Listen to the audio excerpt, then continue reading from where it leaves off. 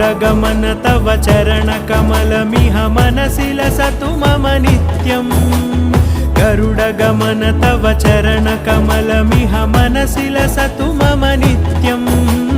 मनसि लसतु मम नित्यं मम तापमपाकुरु देवा मम पापमपाकुरु देवा मम तापमपाकुरु देवा मम पापमपाकुरु देवा